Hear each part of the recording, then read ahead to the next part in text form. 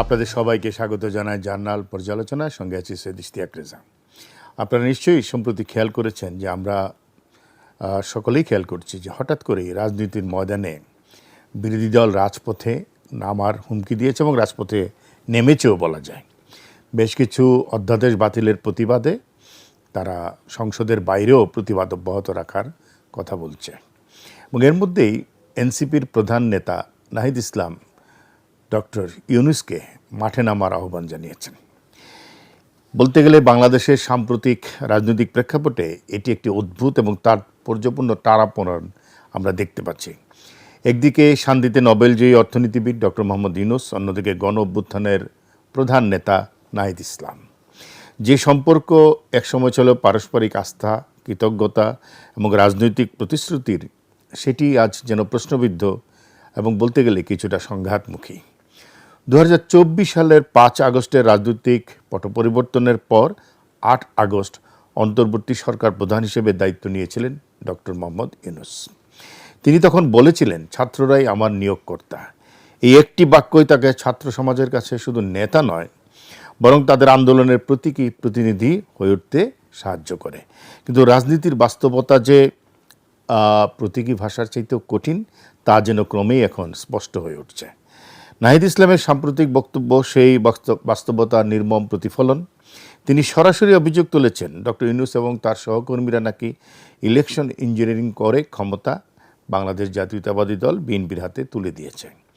এই অভিযোগ তো শুধু রাজনৈতিক নয়, এটি নৈতিক প্রশ্নও কিন্তু। কারণ যিনি নিজেকে ছাত্রদের নিয়োগপ্রাপ্ত হিসেবে তুলে ধরেছিলেন, তার বিরুদ্ধে এমন অভিযোগ বিশ্বাসের জায়গাটা আসলে নাড়িয়ে দেন।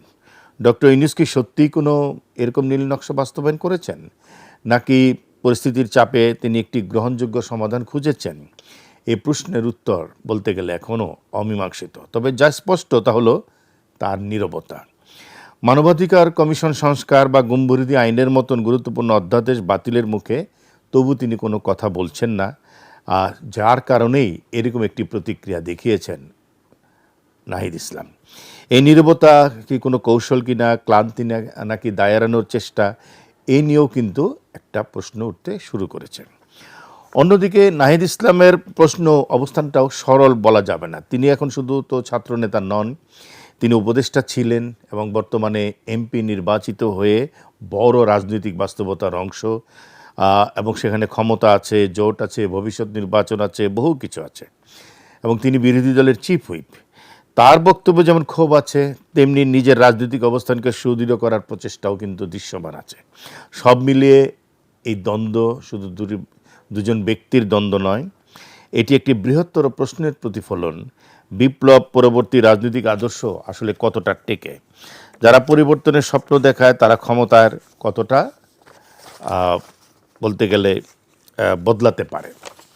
তো ডক্টর ইউনূস কি সত্যি তার নিয়োগকর্তাদের প্রতি দায়বদ্ধ থাকবেন, নাকি তিনি ইতিহাসের আরেকজন নীরব চরিত্র হয়েই থাকবেন? এখন সেটা দেখার বিষয়। আর নাহিদ ইসলাম, তিনি এই যে পুরো বিতর্কের অত্যন্ত বড় জায়গাটি আসলে উপস্থিত করছেন জনমানুষের সামনে, এবং সেখানে ডক্টর ইউনূসের নীরবতা নিয়েই একটা প্রশ্ন আসলে উঠতে শুরু করেছে। রাজনীতিতে নীরবতা তো শক্তিশালী বার্তা, আবার কখনো কখনো বড় দুর্বলতাও। এই নীরবতা নিয়ে যে কয়েকটি প্রশ্ন ঘুরপাক খাচ্ছে, একটা হলো তিনি কি ইচ্ছাকৃতভাবে নিজেকে দূরে রাখছেন কিনা, নাকি রাজনৈতিক বাস্তবতা তাকে কথা বলার সুযোগ দিচ্ছে না, অথবা তিনি মনে করছেন জাতিকে, মানুষকে যতটুকু দেওয়ার ততটুকু দিয়েছেন, এর বেশি তিনি আর আসলে কিছু চান না, কিছু বলতেও চান না। সম্ভবত তৃতীয় জায়গাটাই, কারণ ডক্টর মোহাম্মদ ইউনূস সবসময় আমরা দেখেছি কম কথা বলেন ক্ষমতার বাইরে। ক্ষমতা এসে যত কথা বলেছেন, বাইরে তিনি রাজনীতি নিয়ে সেভাবে কথা বলেন না। ছাত্রনেতারা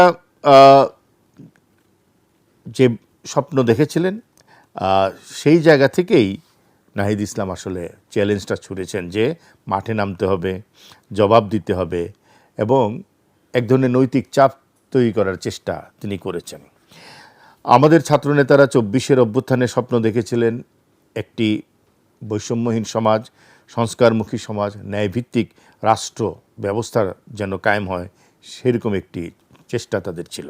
ডক্টর ইউনূস যদি সত্যি কোনো সমঝোতার মাধ্যমে ক্ষমতা হস্তান্তর করে থাকেন, তাহলে সেটি নিয়ে তো কথা হবেই, এবং এই অভিযোগটাকে খুব হালকাভাবে নেওয়ার কিছু নেই রাজনৈতিক ময়দানে। একটি প্রজন্মের প্রত্যাশা এবং বাস্তবতার সাথে আসলে সংঘর্ষ তৈরি হয়েছে বলতে গেলে। প্রত্যাশা একরকম, রাজনৈতিক বাস্তবতা আরেক রকম, এবং সেই দিকেই চলছে বলে মনে হয়। একদিকে রয়েছে তরুণদের স্বপ্ন দ্রুত পরিবর্তন, স্বচ্ছতা, জবাবদিহিতা, অন্যদিকে সে রাষ্ট্র পরিচালনার কঠিন বাস্তবতা, যেখানে প্রতিটি সিদ্ধান্তের পেছনে থেকে অসংখ্য চাপ, সমঝোতা, সীমাবদ্ধতা এবং নানা ধরনের সমীকরণ, জটিলতা ইত্যাদি। এখন তাহলে পরিস্থিতি কোন দিকে যাবে? ডক্টর ইউনূস কি নীরবতা ভেঙে সামনে আসবেন? তিনি কি তার সিদ্ধান্তগুলোর ব্যাখ্যা দিবেন, নাকি তিনি ইতিহাসের এক নীরব কিন্তু গুরুত্বপূর্ণ চরিত্র হিসেবেই থেকে যাবেন? আর নাহিদ ইসলাম কি এই অবস্থান ধরে রেখে একটি বিকল্প রাজনৈতিক শক্তি গড়ে তুলবেন, নাকি এটি একটি রাজনৈতিক কথা হিসেবেই থেকে যাবে? সময়ের সাথে সাথে তিনিও বাস্তবতাই মেনে নেবেন যে যার বিরুদ্ধে কথা বলছেন তিনি আসলে উত্তর দেবেন না। রাজনীতি আসলে কখনো সরল রেখায় চলে না। এখানে বন্ধুত্ব শত্রুতায় পরিণত হয়, শত্রুতা বন্ধুত্বে পরিণত হয়, প্রতিশ্রুতি প্রশ্নে পরিণত হয়। ছাত্ররাই আমার নিয়োগকর্তা, এই বাক্যটি এক সময় ছিল আশার প্রতীক, আজ সেটি হয়ে উঠছে জবাবদিহিতার দাবি। আজ এ পর্যন্তই। সবাই ভালো থাকবেন, সুস্থ থাকবেন।